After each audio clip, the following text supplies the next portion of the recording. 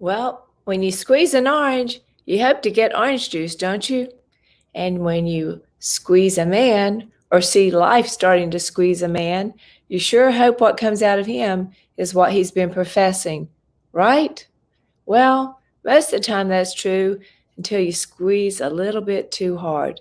Thus is the story of Job today.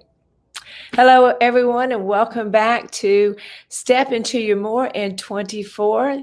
This is Coffee. You know what that stands for. Conversations of Friends of Faith to encourage and equip. I'm Kim Crabill. So delighted to always have you joining us as we have friends jumping on from all across the nation and beyond. So welcome. Thank you so much for joining us. Thank you for your comments.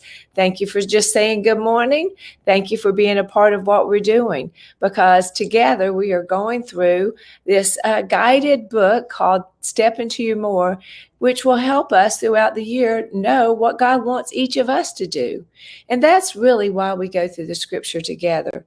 Yes, we talk about it together collectively, but most importantly, we're each in the Word on our own, and God is speaking to each of us right where we are.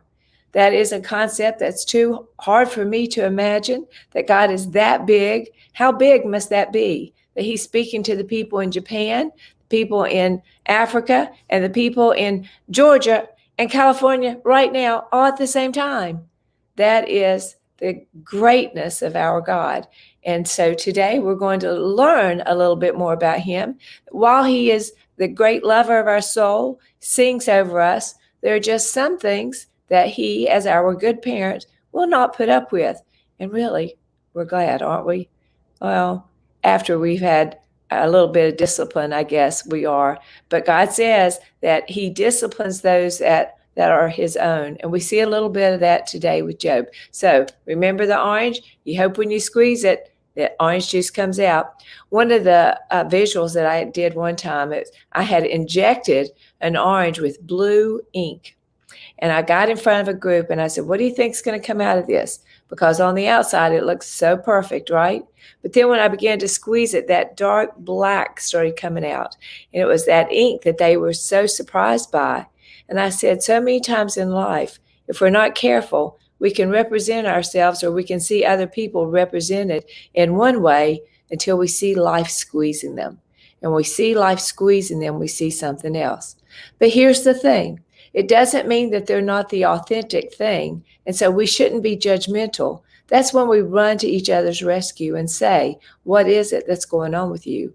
Because many times we must recognize where we need to have our more through Christ. Many times God will allow us to get to a place where we get to the end of ourselves so that we see where we need him to be more in our lives. And that's really what this study of that we're going through the Bible is all about, is as we are looking for our more in 24, well, first, many times we have to recognize where we're lacking, where we need the more. And that is not a judgmental, or that's not a devastating declaration, or it shouldn't be in our lives. It should be where we see that, oh, that's our growing point.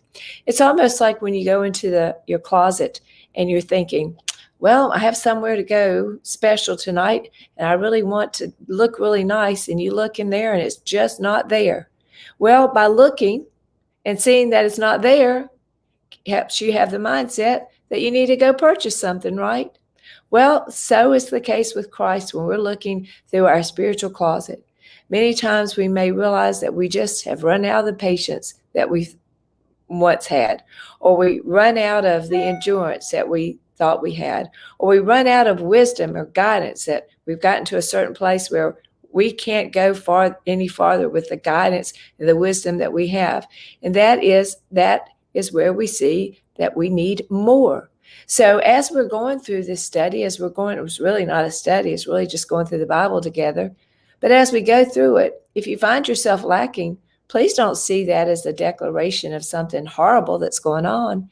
Look at that as, oh, this is where God is wanting to meet me. This is where my more begins. So having the right mindset when we are going through this is so important. We have to take away the mindset that the enemy is wanting to give us and take on the mindset of Christ. The mindset of Christ is always to grow us, to move us forward. The mindset of the enemy is always to make us feel guilt, or shame, or regret.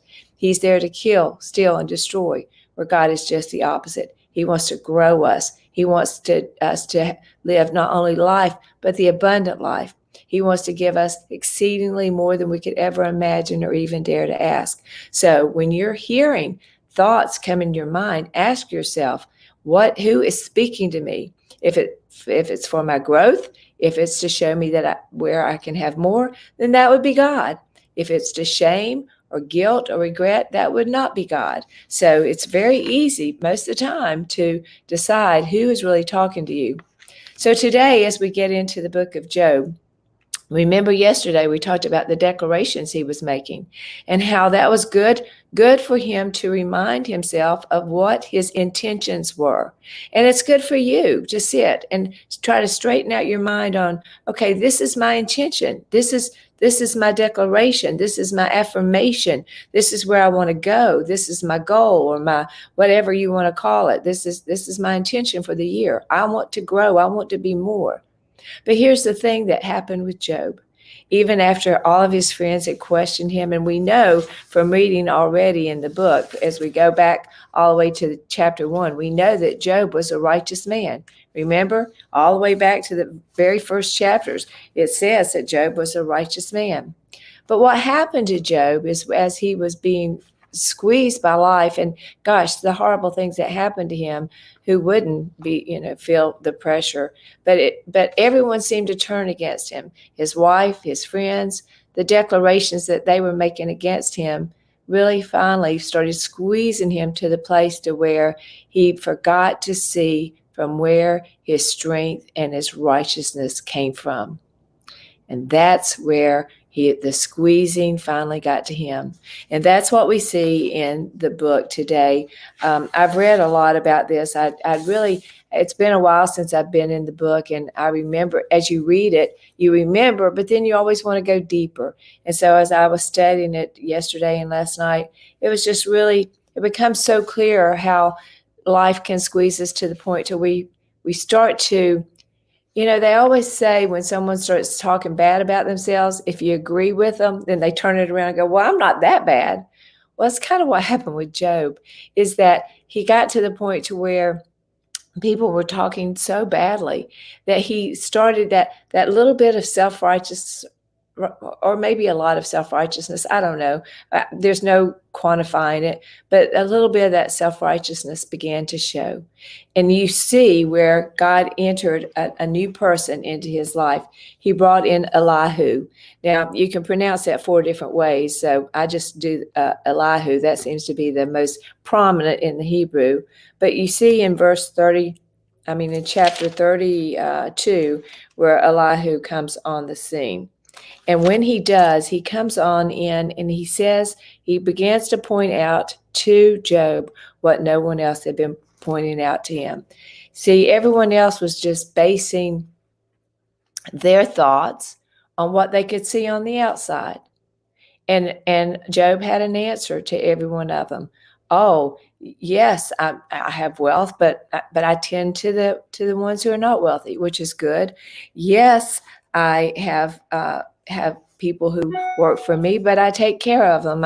I'm not cruel to them, which no one could argue with that. Yes, I've never made anyone feel victimized. And so he was making his declarations, but what happened was Elihu came on. He goes, listen, dude, you know what you're doing?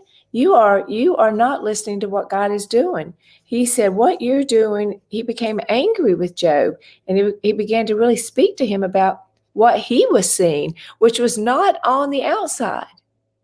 There are going to be those people who come in our lives that see things that other people don't take the time to see, or that God has not given the discernment, because God actually gave Elihu the discernment, the Bible says. But what happens was Elihu, when he enters the scene, he's angry with Job. He sees what's going on, and he sees it's not on the outside. He sees that when you squeeze him, he's seeing some self-righteousness in there. And his anger with Job was for putting himself above God And even when he spoke to his three friends, he said, you just kept putting yourself above them. You weren't really listening to what they were saying. You were there just with your self-righteousness. And that's what he's saying to him. He said, they criticized you, but you always had an answer to come back to. And so he's saying that your struggle is not with anyone else, but with God himself. And so God continued to inspire Elihu to give Job the proper perspective of what was going on. And you see that in Job chapter 33, 8 through 12. Go back and read that. It's really amazing how God will give other people or someone else the discernment to really come in and help us.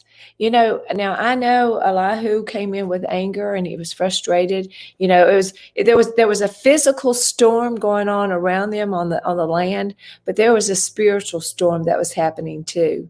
And you remember that not all storms come to destroy. Some storms come to clear the way. And that's really what was going on here. Elihu came in to be able to help Job see what was really going on. And God was doing this intentionally because he wanted Job to have more. He wanted him to have more. He wanted him to be more so that he could use them more. And friends, that's the same thing in our lives today. Many times we can many times I guess our lacking or where we need to grow. Sometimes it can come in a very harsh way, or at least it seems. Sometimes it comes where we feel like we failed, or sometimes it can come through harsh words. Sometimes it just comes through, when life just squeezes us in a way we never thought we'd have to be dealt with. But the thing about it is God's love is always there. His caring is always there. But there's just some things that God is not going to put up with. In Isaiah 42, verse 8, he says, I am the Lord. This is my name. I will not give my glory to anyone else. That's exactly what Job was starting to take on a little bit. He was starting to take on that he was doing this. I have done this, he's saying. I did this. I've done this. I did this. And so he began to have a real I problem there. And what began to surface was what happens when we get in the heat and in the fire. The purification of our lives begins to happen. So if you are reading through this, and we should probably all take a minute and say, God, how am I being self-righteous? How am I trying to rob you of your glory? How am I trying to take credit for something that you have gotten me through? How am I not speaking of things that you have gotten me through? And that's just as big as saying, when you say I'm doing this, that's one thing. But when you don't say what God is doing for you, then that's another.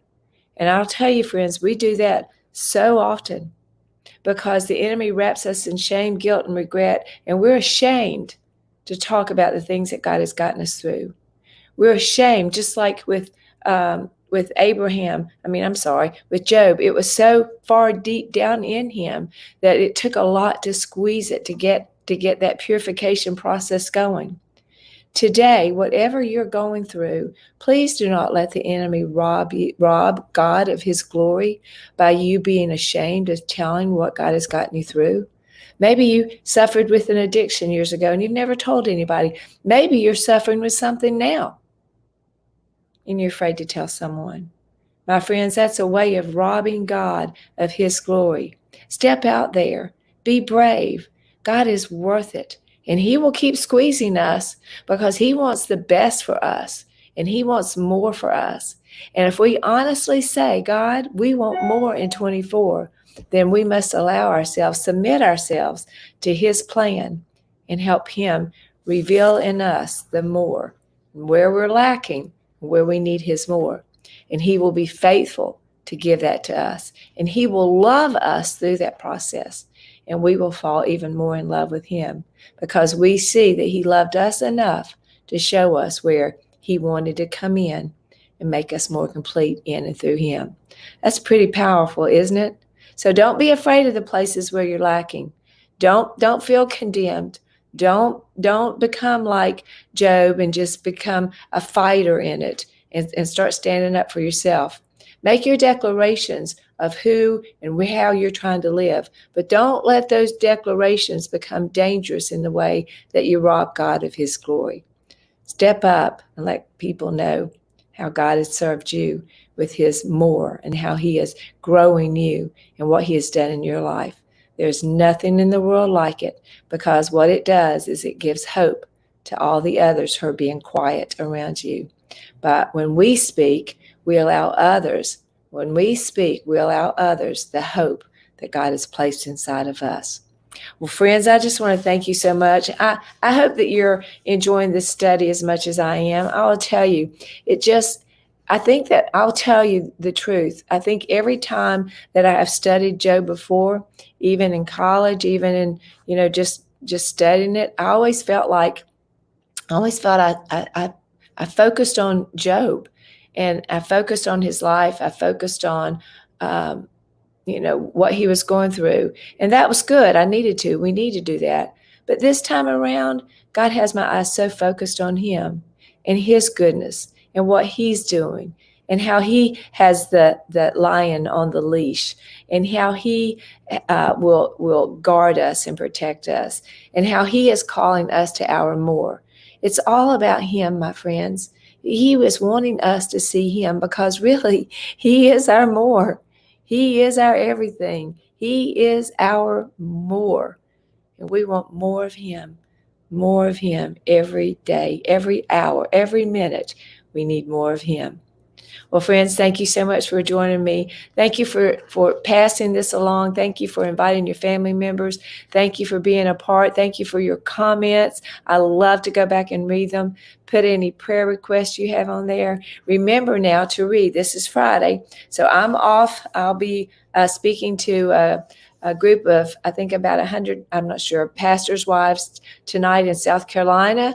And then tomorrow I have a day retreat down in Milledgeville, Georgia. So I'll be on the road speaking and working this weekend. I'm so delighted.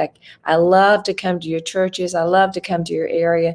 To me, that's where we can really squeeze each other in the best kind of way. So I love to do that. I'd love to come to your area. If you would ever feel like you want to invite me, let's do that. But this weekend please continue. You're going to finish up the book of Job tomorrow and Sunday. So, well, no, actually Monday we'll finish it up. So please continue reading, and we'll try to do a little recap on Monday when we get back together, and then we'll go back into the book of Genesis for a bit.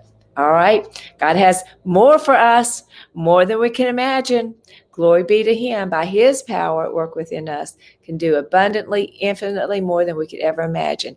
Let's see that happen in this new year. All right. All right. Love you all so much. I look forward to seeing you Monday. Have a great weekend. Stay safe. Stay healthy. See you then. Bye, everybody.